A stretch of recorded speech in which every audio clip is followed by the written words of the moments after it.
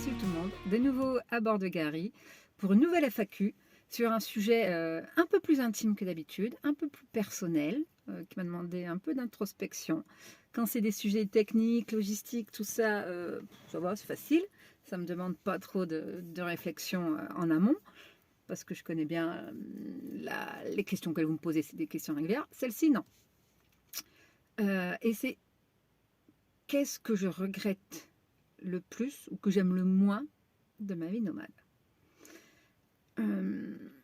La question est intéressante et la réponse, je pense, va vous surprendre parce que s'il y a un truc que j'avais pas prévu et que peut-être à y réfléchir changerait, c'est que quand tu goûtes à la vie nomade, il y a peu de chances que tu repartes en arrière indemne. Je m'explique. Moi, ce qui a été le déclic pour cette vie nomade, là actuellement telle que je la vis, ça a été notre tour du monde. Même si avant ça, j'avais toujours beaucoup déménagé, beaucoup voyagé, le tour du monde a vraiment été, non, le retour a été vraiment un déclic. Et je me dis que sans cet aperçu-là de la vie nomade, parce que quand tu pars comme ça pour faire un tour du monde, tu pars pas 3 semaines en camping, hein, voilà. Il y a un côté retour à la norme impossible. En tout cas, pour moi, c'était vraiment impossible. Et à bien y réfléchir, ça a été cette première expérience de vie nomade, de vie sur la route, qui fait que bah, plus jamais j'ai été la même personne et plus jamais mes aspirations n'ont été celles que j'avais à mon retour. Et je l'avais vraiment pas vu venir, vraiment pas imaginé que ce serait aussi compliqué pour moi de me réhabituer à une vie sédentaire et de me rendre compte que c'était ça que je voulais. Et le problème, c'est que quand tu accèdes à la vie nomade, avec toutes les complexités qu'il y a derrière, avec tous les challenges, toutes les concessions qu'il faut faire pour toi, personnellement, pour ton travail, pour tes enfants. Moi, il n'y a que l'IEF qui n'est jamais rentré en ligne de compte parce que c'était déjà avant, même avant le tour du monde. Donc, j'avais déjà aussi comme cette chance-là que l'instruction en famille n'a pas joué dans mes choix de vie. Et encore, je pense que si, mais inconsciemment en tout cas, mais ça n'a pas été déterminant pour la suite. Mais la vie nomade, la décider là et la vivre là, pour moi, il y a un retour en arrière qui serait impossible à faire. Voilà. Donc c'est pas un regret, c'est pas qu'est-ce qui me manque le plus, mais c'est que ce que ça te coûte de démarrer cette vie-là, c'est que peut-être qu'un retour en arrière ne sera pas possible. Et ça, je le dis aussi beaucoup aux personnes que j'accompagne, c'est que le changement est tel que tu ne sais pas ce qu'il va donner. C'est pour ça que moi, je travaille énormément en amont sur le côté introspectif, si est-ce qu'on est prêt ou pas, si est-ce qu'on sait dans quoi on s'engage, parce que le retour en arrière n'est pas possible. Ou alors, de manière plus compliquée, j'imagine, de manière différente, parce que pendant que toi, tu es tout le temps en mouvement, les autres, ils ne bougent pas beaucoup. Il n'y a pas grand-chose. Moi, je me souviens quand on était revenu du tour du monde, alors c'était comment? On posait ça comme ça. Alors c'était comment? Comment tu vas résumer un tour du monde? Qu'est-ce que, entre les pays visités, les galères rencontrées, les personnes, les choses que tu as vues, vécues, le changement de pays, tout ce que ça a appris sur toi, non, comment c'était? C'était bien, tellement bien que là, tu vois, je suis là, je suis pas bien.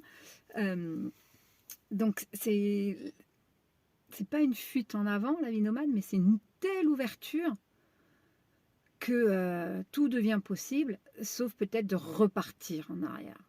Donc c'est des questions qu'on me pose souvent. Est-ce que tu regrettes pas? Non, absolument pas. Est-ce que la vie nomade, la vie sédentaire te manque? Non, elle me manque pas. Et en plus, quand j'ai un peu besoin de repos, de me poser, on arrive toujours à trouver des solutions. Mais le côté sédentaire pur, je ne m'imagine pas aujourd'hui redevenir sédentaire. Et c'est peut-être ça même, limite, qui est flippant. Je m'étais comme posé la question quand Iris, c'était compliqué pour elle d'être nomade par rapport le fait de retrouver des jeunes de son âge, tout ça. Mais c'était, ouais, est-ce que je suis apte encore à vivre sédentaire? Je crois pas. Ça, c'est un grand oh putain, parce que si demain je dois, pour X raison, comment je vais le vivre, comment je vais le gérer, voilà, c'est presque limite un retour en arrière. Quand tu pars nomade, j'étais partie nomade sans trop me poser de questions, moi en plus. J'étais attirée par ça, et puis moi j'ai toujours été un peu dans le côté expérimentation, vivre au jour le jour. Pour ça que la vie sédentaire ne me convenait pas non plus. Mais il n'y avait pas ce côté, ouais, qu'est-ce qui se passera si ça merde? Bah, j'irai sur le moment, voilà. Parce que moi j'ai cette capacité-là, mais que tout le monde n'a pas. Donc ça aussi c'est très dangereux de dire, ouais, bah voilà, tout le monde n'a pas cette capacité à rebondir, à savoir où aller, quoi faire, à l'assumer aussi. Mais là, dans l'autre sens, ouais, ce serait beaucoup plus compliqué pour moi de me dire, putain, demain, il faut que je retourne sédentaire. Ou, comment, oui, bon, ok, quand même. Oui, d'accord, la logistique, pas dure. Ça va. Mais comment le vivre? Comment retrouver des repères aussi fermés, aussi cloisonnés, aussi... Donc, c'est pas un regret, comme je dis, hein, c'est pas...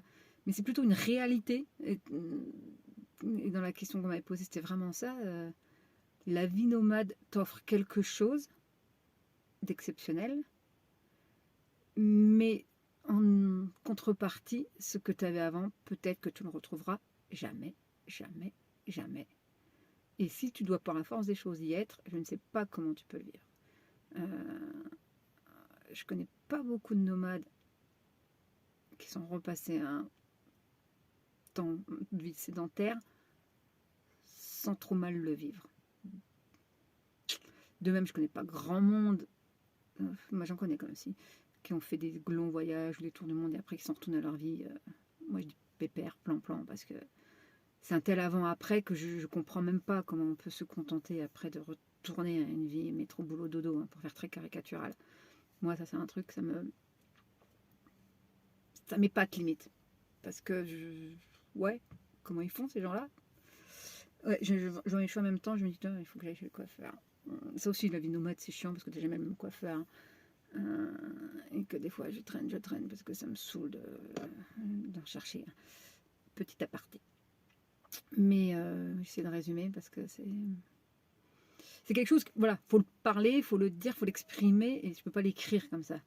Moi, si je pourrais l'écrire, mais je l'écrirais pour moi, je ne le partagerais pas parce que ce serait avec mes mots et ce serait trop personnel pour le coup parce que je ne vais pas non plus rentrer dans étaler ma vie, mais ouais, faites gaffe à la vie nomade parce que quand on y goûte, on y prend goût et qu'un retour en arrière n'est pas toujours possible et que la vie nomade, des fois, elle est quand même fatigante, elle est éprouvante et que tu dis, ah, putain, je pars très bien en arrière, mais cet arrière-là, ce sera pas celui que tu avais connu.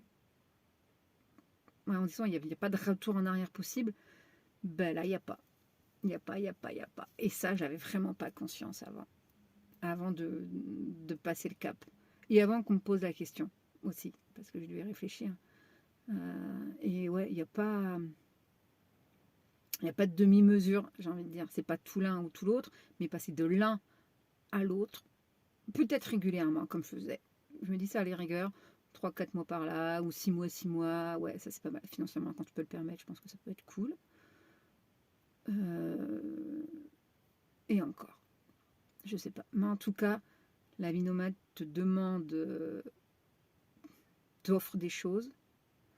La vie dans son terre t'en offre d'autres. Et passer comme ça de l'un à l'autre, et ou revenir complètement en arrière, c'est plus compliqué. C'est compliqué de passer de sédentaire à nomade quand on n'y connaît rien, quand on n'a jamais expérimenté. Mais je crois que c'est encore plus compliqué de repasser sédentaire quand on a goûté à la vie nomade. Et je dis bien goûter, hein, c'est-à-dire qu'on y a pris goût. On a aimé ce mode de vie-là. Et ça, tu t'y attends pas. Tu ne te dis pas, putain, ouais, c'est un truc que je vais beaucoup aimer. Et je sais que ça, mes enfants, ils y pensent, parce qu'ils grandissent, forcément, ils se disent quelle vie, eux, ils veulent avoir. Ils ont eu la vie sédentaire un peu quand même, mais c'est pas... c'est pas leur plus longue période, et puis le temps des enfants, c'est que c'est pas du tout la même chose que le temps des adultes. Donc ouais, faites gaffe. Faites gaffe quand vous vous lancez dans la vie nomade, parce que derrière, ce qu'il y a, c'est l'inconnu. Ce que vous lâchez, vous ne le retrouverez peut-être pas. Et peut-être que vous voudrez y retourner, mais vous ne pourrez pas. Peut-être que vous devrez y retourner, mais que vous ne voudrez pas. C'est un aller sans aucune garantie par rapport à ce qu'on va trouver et par rapport à ce qu'on va en faire. Donc, faites gaffe. La vie nomade a des belles surprises et le retour en arrière n'est jamais, jamais sans se casser les dents. Ou en tout cas, sans demander du courage dans un sens comme dans l'autre. C'est un peu brouillon, je l'avoue, mais bon, c'est pas une réflexion voilà, qui se fait comme ça. Peut-être que j'y reviendrai par la suite. Donc si vous avez des questions, n'hésitez pas. Et sur ce, je vous dis à une prochaine.